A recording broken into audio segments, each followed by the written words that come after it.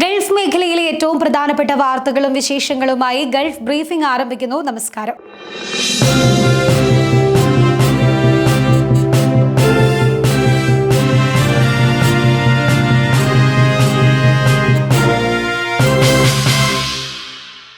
യുഎഇയിലെ drone വിലക്ക് ഭാഗികമായി നീക്കി അധികൃതർ. ഈ മാസം 25 മുതൽ ഗവൺമെന്റ് സ്ഥാപനങ്ങൾക്ക് ഡ്രോൺ ഉപയോഗിക്കാനുള്ള അനുമതിക്ക് അപേക്ഷിക്കാം.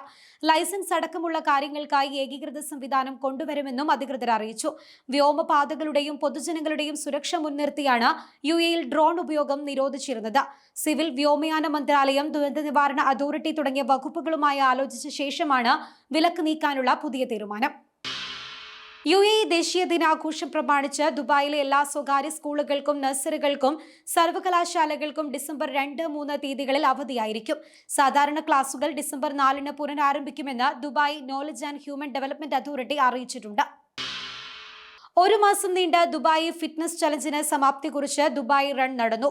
ജോഗിംഗ് ട്രാക്കായി മാറുന്ന നഗരവീഥികളിൽ ഒരേ മനസ്സോടെ ഒഴുകുന്ന ലക്ഷക്കണക്കിന് മനുഷ്യരെയാണ് ദുബായ് റണ്ണിൽ കാണാൻ സാധിച്ചത്. ഇന്ന് പുലർച്ചെ മുതൽ ഓട്ടക്കാർ നഗരം കീഴടക്കിയിരുന്നു. ദുബായ് റണ്ണിന് നേതൃത്വം നൽകാൻ പതിവ് പോലെ ദുബായ് കിരീടാവകാശി ഷെയ്ഖ് ഹംദാനും നേരത്തെ എത്തിയിരുന്നു. ഖത്തറിലെ ഇന്ത്യൻ എംബസി അനുബന്ധ സംഘടനയായ ICC ഫോട്ടോഗ്രഫി മത്സരം സംഘടിപ്പിക്കുന്നു.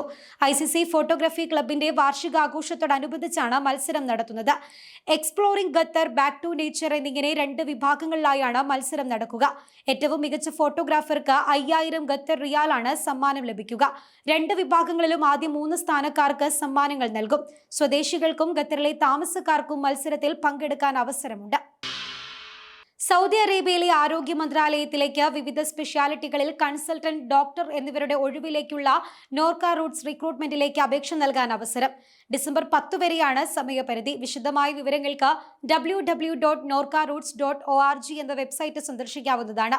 സ്പെഷ്യാലിറ്റികളിൽ കുറഞ്ഞത് 3 വർഷത്തെ പ്രവൃത്തി പരിചയം വേണം. പ്രായപരിധി 55 വയസ്സാണ്. സൗദി അറേബ്യയിൽ ചൊവ്വാഴ്ച വരെ മഴയ്ക്ക് സാധ്യതയുണ്ടെന്ന് സിവിൽ ഡിഫൻസ് മുന്നറിയിപ്പ് നൽകി. മക്ക മേഖലയിൽ കനത്ത മഴയ്ക്കും ആലിപ്പഴ വർഷത്തിനും ശക്തമായ കാറ്റിനും സാധ്യതയുണ്ട്. റിയാദ്, മദീന, ഗസീം, വടക്കൻ അതിർത്തികൾ, കിഴക്കൻ പ്രവിശ്യ, അൽബഹ, അസീർ എന്നിവിടങ്ങളിൽ സാമാന്യം ശക്തമായ മഴയാണ് പ്രവചിച്ചിരിക്കുന്നത്. ഒക്ടോബർ മാസത്തിൽ വിമാന കമ്പനികളുമായി ബന്ധപ്പെട്ട യാത്രക്കാരിൽ നിന്ന് Saudi general authority of civil aviation ലഭിച്ചത് മൊത്തം 1029 പരാതികൾ. ഏറ്റവും കൂടുതൽ പരാതികൾ ലഗേജ് സേവനങ്ങളുമായി ബന്ധപ്പെട്ടതായിരുന്നുവെന്ന് അധികൃതർ അറിയിച്ചു. അത് കഴിഞ്ഞാൽ കൂടുതൽ പരാതികൾ ടിക്കറ്റുകളുമായി ബന്ധപ്പെട്ടവയും ശേഷം വിമാനങ്ങളുമായി ബന്ധപ്പെട്ടവയുമാണ്.